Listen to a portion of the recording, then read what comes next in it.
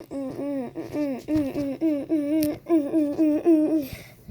players that died in games.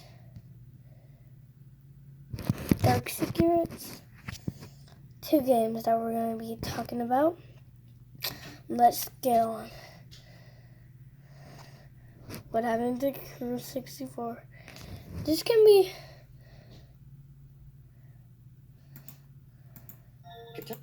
friendly games, so but what they were for. In a post from February 2001, over a year beyond their original release, no sign of him or the stolen equipment. You know what he had, so I bought it, and now it's.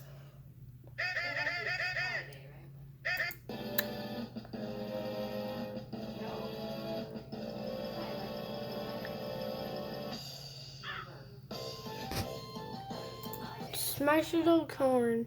No, but if you went anywhere, you probably would have gotten a discounted piece of pie. Sadly, I can't eat it. Touchable Core has a dead player that can only last. There. We got the spill, and he's actually dead. The player is dead.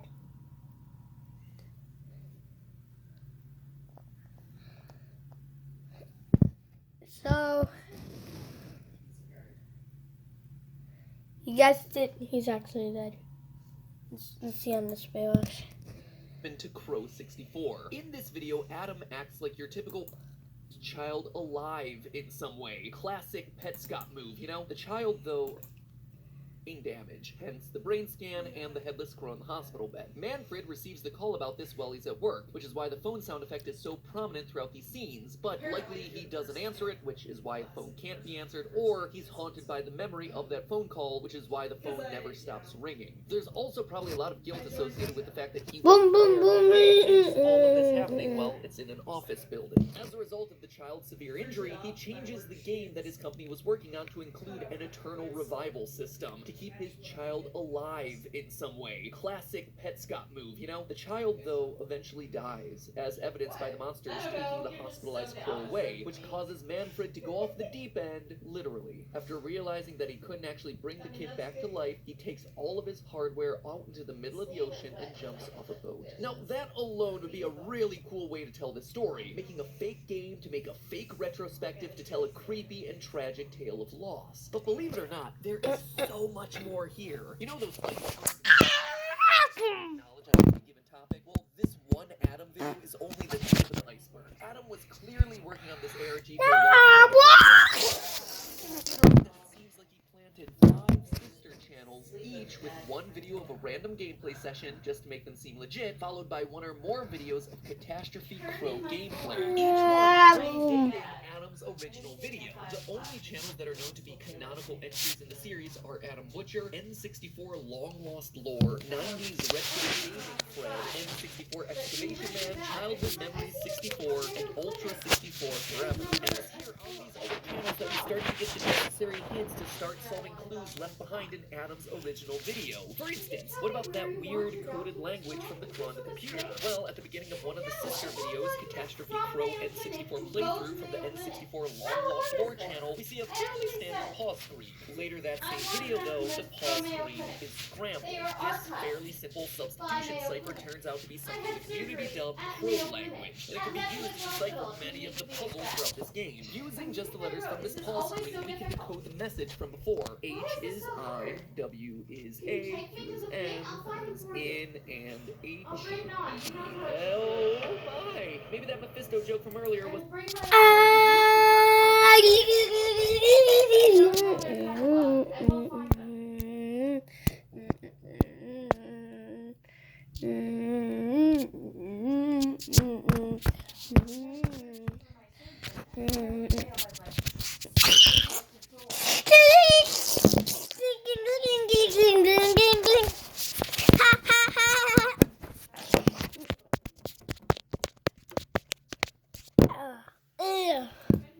Was a bit more on the nose than I suspected, or else you know, working on a video game full substitution cipher turns out to be something the community dubbed Crow language, and it can be used to decipher many of the puzzles throughout this game. Using just the letters from this pause screen, we can decode the message from before. H is I, W is A, Q is M, is in, and H, E.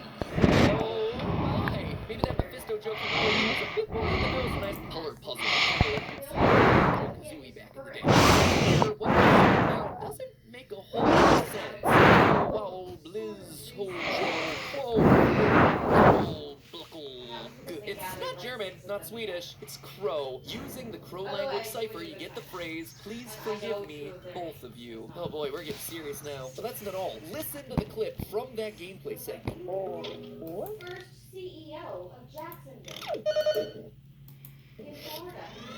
Every letter has an associated sound, meaning that what seemed just like one puzzle solved via Crow language is actually giving us a second alphabet that we can use, one where sound effects have to words. And that is not our only audio-based code we get. Opus Interactive, Manfred's fake game company, had one other project that they had worked on, a game titled Ocean Quest for the Super Nintendo. We learned this by pausing Adam's original video on a fake game magazine article talking about Catastrophe Crow. Here in the text we see, quote, "This will be the first N64 outing from Opus Interactive, a German developer helmed by director Manfred Lorenz, whose action-adventure Ocean Quest was a surprise late hit for the SNES. Searching for Ocean Quest on YouTube, you find one video from the Ultra 64 Forever channel of the game's end credits song."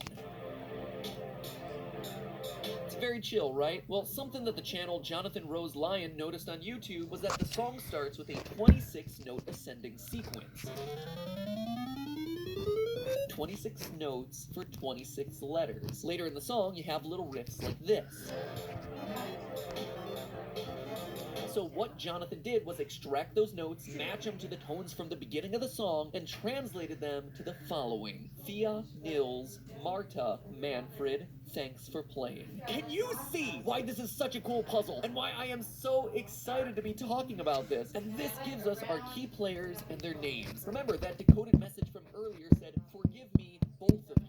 But our initial interpretation of the events of Crow 64 only had Manfred and his kid. So who else is here? Well, based on the Ocean Quest audio, it seems like we have our cast of characters. Manfred, our protagonist. Thea, his daughter. Nils, her brother. And Marta, his wife. This is also supported by clues elsewhere in the mystery. Thea's name also comes from a splash screen which appears for just a moment when booting up the game. The first line reads, "that," which, of course, is Crow language that translates to "my dearest Thea." And funny enough, Thea translates directly into Crow using Crow language, which is one very strong indication who this game was originally for. And we can also confirm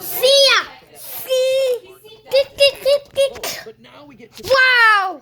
because I and most of the community have noticed that there are 4 different Crow avatars appearing throughout all the gameplay videos, each representing a different member of the family. The large crow with glasses is the father Manfred, the other large crow is the mother Marta, the small crow with the bandage who serves as the primary player character is Thea, and the other smallest crow is her brother Nils. The rest of that splash screen with Thea's name, by the way, contains blank slots for secret messages scattered throughout the game. I'm not going to spoil how to solve every line in this video because honestly it's just a lot of fun to do it for yourself. And there is a whole community document outlining all of it. So if you are interested and want the answers, you can look for it over there. And by the way, a huge thank you to the document editors Lucasm, A Buggy Replay, Mozart, Paradox Factor, BMB, and Bird for keeping track of all of this. Plus everyone else who contributed to this big mystery so far. Anyway, once you figured out all the secrets, the message decodes to the following. "My dearest Thea, I am sorry I could not be with you in the end. I was too afraid. I ran, and now I am in hell. One I made myself.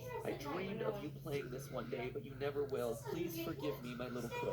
Please forgive me, both of you. Dad, this is only for your little brother now." You'll notice that some of those letters fall on spots that are highlighted in the original splash screen. If you take all those letters from the final message, they spell out "Dearest Nils," the little brother. Nils, it seems, is the key, sometimes quite literally. N64 Exclamation Man's video chorus level includes a Visionaire cipher that requires 2 keys to break, one alphabetic and one numeric. Manfred's note, 307-813-54841, plus the name Nils, key. Doing that, the puzzle solved. solves for Nils, I'm alive. So is Manfred actually alive? Seems to be. Back in October, the community worked out an email address that's currently been removed from the doc with good reason. It's a real working email address No. that's clearly being